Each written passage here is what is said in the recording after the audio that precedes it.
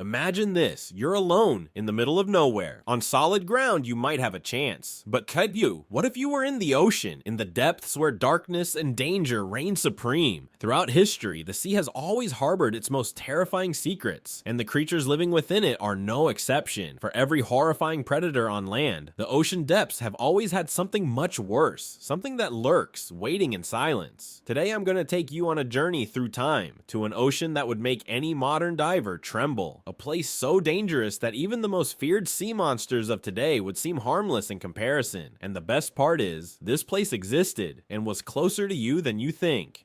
Welcome to the Western Interior Seaway, the true aquarium of hell. Here you'll discover the creatures that really ruled the planet, and believe me, after learning about them, you'll never look at the sea the same way again. You might have never heard of the Western Interior Seaway, but there's a good chance you've walked over what was once its bed, especially if you live in the United States, Mexico, or Canada. This prehistoric shallow sea split what we now know as North America, creating two now extinct island continents, Laramidia to the west and Appalachia to the east. Imagine an ocean that existed for 34 million years, from the early Cretaceous to the early Eocene, a vast body of warm, tropical water that reached its peak size and danger during the Campanian age of the late Cretaceous, between 83.6 and 72.1 million years ago, spanning 600 kilometers at its widest point and over 3,200 kilometers in length. This seaway was surprisingly shallow for its size, only about 900 meters deep at its deepest and an average of just 50 meters. But don't be fooled by its relatively shallow depth, because beneath its warm waters lurked some of the most terrifying predators ever to exist on our planet. These sea monsters were so terrifying and colossal that they made land-dwelling predator dinosaurs look like mere prey. This ocean was a true battlefield, and only the fiercest survived. Now, among the sea monsters of the Western Interior Seaway, one stands out above all: the fearsome Mosasaur.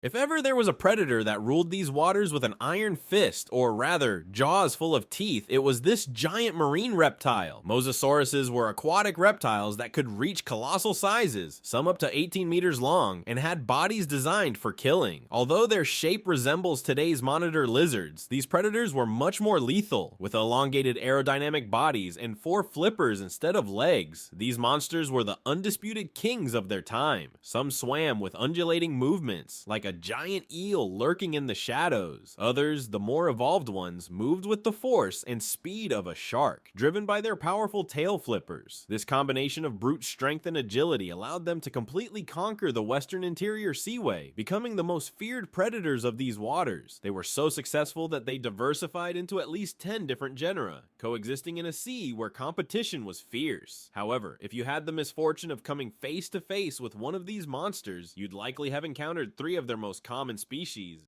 the agile plate carpus, the voracious Cleidastes, and of course the formidable Tylosaurus. Cleidastes, although the smallest of the group, was no small fish, literally, at up to 6.2 meters long, comparable to a large great white shark. This mosasaur was slimmer, giving it impressive agility. If it had you in its sights, escaping would have been practically impossible. But if you thought Cleidastes was a considerable threat, wait until you meet the next on the list: plate carpus. This mosasaur, larger and heavier than Cleidastes, reached 7 meters in length and weighed around a ton, similar to the weight of the largest Nile crocodiles. Plate carpus, with its size and strength, could instantly trigger your thalassophobia. However, despite its imposing presence, this mosasaur wasn't a major predator of megafauna. Studies of its teeth have revealed that they were surprisingly fragile, suggesting that it primarily fed on smaller prey like fish and soft-bodied squid in the deep waters. But don't let its diet fool you too much, because the real terror is yet to come. This is where the Western Interior Seaway reveals its true monster, the Tylosaurus. This colossus was the apex predator of these waters, a giant measuring between 12 and 15.8 meters long, comparable in size to a humpback whale. Unlike plate carpus, Tylosaurus was pure brutality. Its teeth were anything but fragile, large, thick, curved, and finely serrated, designed to tear apart the largest animals it encountered. Nothing in its environment was safe, as evidenced by the remains found in its stomach: plesiosaurs, turtles, birds, sharks, and even other mosasaurs. This was a hunter that didn't discriminate, devouring anything that crossed its path. And as if its size and ferocity weren't enough, Tylosaurus had a secret weapon: its snout. This was not not just any part of its anatomy, but a biological battering ram. Proportionally long and equipped with a robust protrusion, Tylosaurus's snout allowed it to ram its prey at high speed, leaving its victims stunned and unable to escape. So while Cladastes and Platecarpus might make you reconsider swimming in these waters, Tylosaurus would make sure you never wanted to come near again. This was the true king of the western interior seaway, a predator so fearsome that any encounter with it would be the last. Evidence suggests that Tylosaurus was not only a fearsome hunter, but also a fearless fighter. This predator seemed willing to use its battering ram on anything in its way, even if it meant facing others of its own species. Many specimens show damage that could only have been inflicted by rivals of its own size, suggesting that territorial battles among these monsters were common and brutal. Even the rare Mosasaurus, one of the most formidable predators of the western interior seaway, was not safe from Tylosaurus. In one particularly violent encounter, a Tylosaurus rammed a Mosasaurus, shattering its skull and causing an immediate death. But don't be mistaken, Mosasaurus was a formidable adversary in its own right.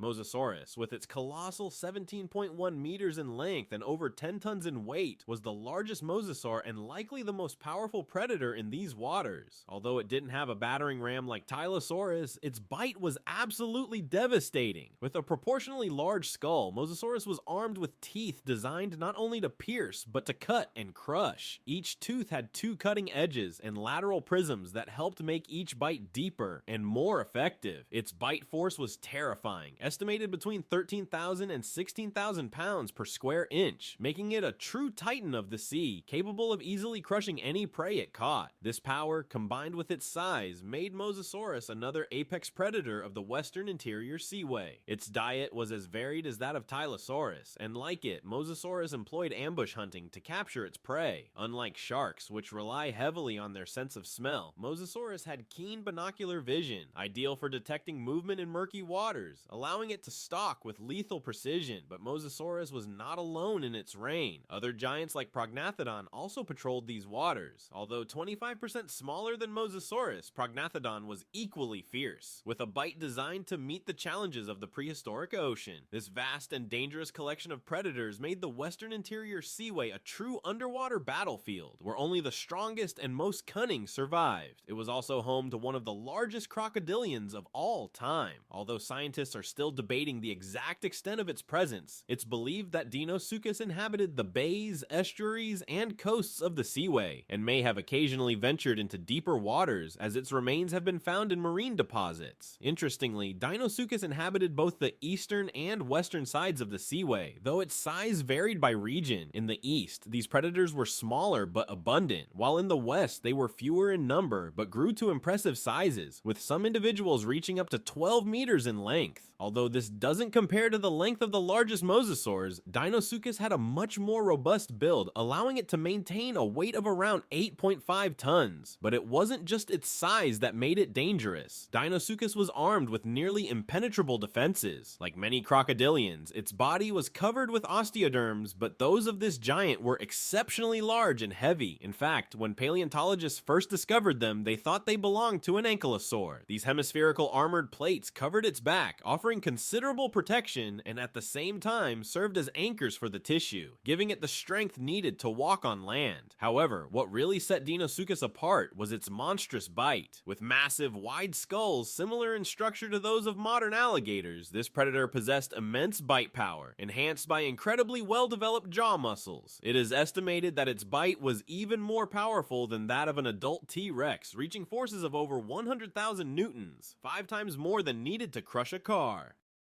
This colossal amount of force was transmitted through its robust teeth, sharp at the front and more blunt at the back, designed to crush its prey rather than tear it apart. Like modern alligators, Dinosus is believed to have been an opportunistic hunter, devouring anything it could catch, though fossil evidence suggests a particular inclination for marine turtles, large fish, and, of course, dinosaurs that ventured too close to the water. So while the mosasaurs reigned in the open waters, Dinosus was the true king of the coastal coastal areas, a predator whose jaws could rival any other prehistoric monster. Although the shallow coasts and reefs of this prehistoric seaway were fearsome, the open waters were no less terrifying. In these vast expanses, another type of monster lurked, creatures that rivaled today's legendary krakens. During the Cretaceous, cephalopods not only inhabited the shallow waters, but also ventured into the deeper zones of the western interior seaway. Though not as large or lethal as the Mosasaurs or Dinosus, these prehistoric cephalopods were active and formidable hunters in their own right, reaching sizes comparable to modern krakens like the giant squid and the colossal squid. Two of the most well-known cephalopods from this era were Tusoteuthis and Enchoteuthis, both members of the extinct family Enchoteuthidae. These sea monsters were surprisingly similar, so much so that paleontologists often debate which species certain recovered specimens belong to. What we do know is that they were large, terrifying, and quite confusing in the sense that they had the appearance of a short, stocky squid, but were more closely related to modern octopuses. In their youth, these cephalopods were small and vulnerable, becoming easy prey for many aquatic predators. However, in an impressive evolutionary adaptation, they grew rapidly and showed a remarkable variation in size among individuals. Some specimens grew to the size of a human arm, while others reached 3 meters in length, allowing them to shift from being prey to feared predators. At this size, these cephalopods fed on fish, invertebrates, and even juvenile mosasaurs and plesiosaurs. Like modern octopuses, Tusoteuthis and Enchoteuthis used their 10 tentacles, covered in suckers, to capture their prey, pulling it quickly toward their sharp beaks. And although it's not confirmed, many believe that these cephalopods could also eject ink to escape predators, using their speed and jet propulsion to move rapidly through the water. Despite all their abilities, these cephalopods lacked armor. However, there was another cephalopod that found a solution to this problem: Parapuzosia. Unlike Tusoteuthis and Enchoteuthis, which were octopods, Parapuzosia belonged to the ammonites, an extinct group of cephalopods whose closest living relatives are the nautiluses. These ammonites had spiral shells made of calcium carbonate, which provided considerable protection against predators. Parapuzosia was not just another ammonite, it was the largest of all, holding the title of the largest known ammonite and the heaviest cephalopod of all time, surpassing even the giant and colossal squids. Its shells could reach up to 3.5 meters in diameter, and with its flesh included, these sea monsters probably weighed more than 1.5 tons, with almost half of that weight coming from the shell alone. With these characteristics, Parapuzosia became a true titan of the sea, a creature whose shell not only protected it, but also allowed it to survive in an environment where giant predators lurked around every corner. If there ever was a colossus in the realm of invertebrates, it would undoubtedly have been Parapuzosia. It is believed that when fully extended, its body could have reached a total length of 18 meters, double the size of a whale shark. With this length, Parapuzosia holds another title, the heaviest invertebrate of all time. However, what it did with its colossal size remains a mystery. Like many other members of its order, its close relatives are extinct, leaving much of its daily behavior in the dark. What we do know is that these giants could be found throughout the western interior seaway, primarily inhabiting the upper water layer and not venturing to depths greater than 250 meters. Unlike the elusive giant squids of today, these colossal ammonites were not difficult to find, but what would happen if you encountered one of these giants? Some scientists suggest that despite its size, Parapuzosia could have been a formidable predator, capable of catching fish, cephalopods, and even small marine reptiles. However, others argue that this sea giant was more peaceful, feeding mainly on vegetation and plankton, using its size to intimidate potential predators and capturing only the slowest prey.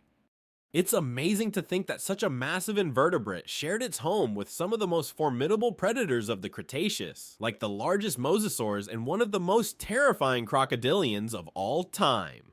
This scenario seems straight out of a monster movie, but it was the reality of the western interior seaway. And speaking of formidable predators, we can't forget the horrors that swam in these waters and are very familiar to us today: sharks. While they were not the absolute rulers of the time, they were still successful hunters, playing the roles of scavengers and active predators. Interestingly, Cretaceous sharks displayed a touch of gigantism, with some of the largest types known being found in the seaway. The largest of all was Critoxyrhina, This shark showed an astonishing resemblance to our great white shark, both in appearance and behavior, though they were not closely related, a perfect example of convergent evolution. The Ginsu shark was a true threat to any creature sharing its territory, attacking any prey that fit its size. But the most terrifying aspect is that this shark was particularly efficient at killing other large predators. Much of its diet was composed of sharks, mosasaurs, plesiosaurs, and fish, all of which have been found in the stomach remains of certain specimens.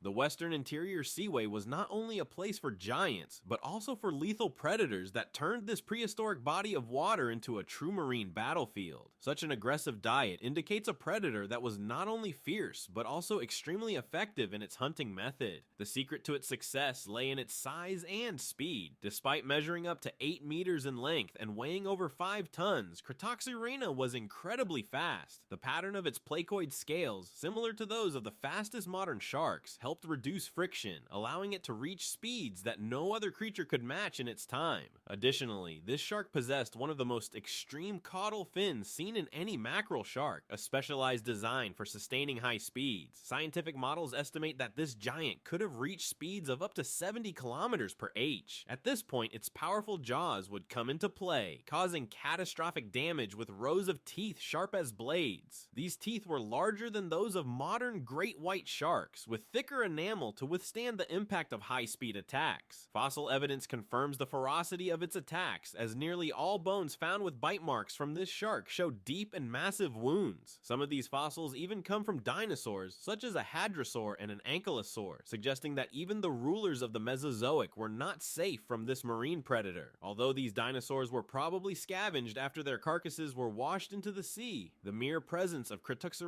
is enough to inspire fear. However, the nightmares with fins didn't end with Crixus. Another shark, smaller but equally deadly, lurked in these waters, the Squalacarax, also known as the crow shark. Squalacarax was a smaller mackerel shark, typically measuring between 1.8 and 4.8 meters in length. Similar to the size of a modern tiger shark, its teeth, like those of the tiger shark, were numerous, relatively small, curved, and serrated, perfect for cutting and tearing through tough tissue. With these deadly tools, the crow shark was capable of consuming a wide range of prey, many of which overlapped with the diet of Crixus.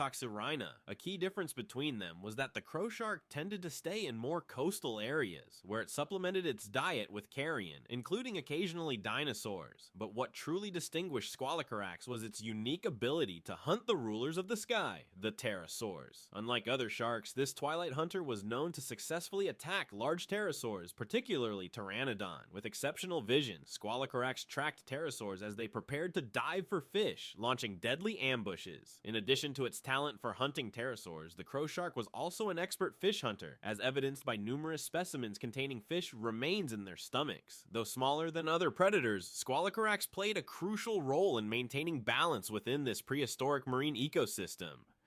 These sharks, from the fast and lethal Crixus to the cunning Squalacarax, demonstrated that in prehistoric waters, size was not the only factor. Adaptation and strategy were key. Together, they transformed the Western Interior Seaway into a true realm of predators, where survival depended on speed, strength, and opportunism. Among the many predators lurking in the Western Interior Seaway, one of the most fearsome was Xiphactinus. This giant bony fish belonged to the extinct order Ichthyodectiformes, a group of ray-finned fish known for its terrifying appearance and fierce nature. However, within this group, Xiphactinus, or X-fish, stood out as the most terrifying of all. What made Xiphactinus so terrifying was its jaw, which was broad, slanted backward, and extremely flexible. This adaptation allowed it to swallow practically anything small enough to fit into its mouth, and small enough was relative, considering that an adult Xiphactinus could grow between 5 and 6 meters in length. This Cretaceous giant could swallow prey as large as a human in a single gulp, as demonstrated by one of the most fascinating fossils ever discovered, the famous fish within a fish. This fossil preserves a medium-sized Xiphactinus that had swallowed an entire fish measuring 1.9 meters in length, further proof of its fearsome reputation as a predator. In addition to its ability to gulp down whole prey, Xiphactinus was also capable of cutting and tearing flesh with its long, narrow, and sharp teeth. These teeth allowed it to scavenge large animals, as well as to shred live prey into smaller pieces, making it one of the most formidable predators in these waters. But not all sea giants were designed designed for brutality. Another iconic group of the western interior seaway was the Plesiosaurs, marine reptiles that, although less ferocious in appearance, were masters of stealth and cunning hunting. Unlike Mosasaurs, Plesiosaurs had broad, flat bodies with short, weak tails, but what really set them apart were their necks. Some members of this group, like Elasmosaurus and Albertonectes, had the longest necks of all time, with Elasmosaurus holding the record for the greatest number of vertebrae in any known animal. Despite their impressive size and intimidating appearance, long-necked plesiosaurs were not voracious predators. Instead, they were highly specialized for hunting small prey, thanks to the narrowness of their mouths and necks. These reptiles used their long necks to stalk and deceive their prey, such as small fish, approaching stealthily with their mouths while keeping their large bodies hidden in the shadows. These masters of deceit and giants with nightmarish jaws shared a vast marine ecosystem full of opportunities and dangers. While Zephyctinus patrolled the waters in search of its next big meal, Plesiosaurs demonstrated that in the western interior seaway, survival could depend as much on subtlety as on brute strength. The extinction of the marine monsters of the western interior seaway marks a dramatic end to an era that seemed straight out of a monster movie. As the seaway began to shrink, some species evolved or slowly disappeared, but the real blow came 66 million years ago with the asteroid impact that changed the course of history. This cataclysmic event triggered gigantic tsunamis and other calamities that struck the region, as shown by iridium deposits found in the gills of some fossilized fish. The devastation was so extensive that it wiped out many of the most iconic creatures of this hell aquarium, leading them to extinction and marking the end of an era. However, the seas have not been devoid of terrifying creatures since then. Although these giants have disappeared, new species have emerged, such as a North American dolphin with lance-shaped teeth that appeared in more recent times.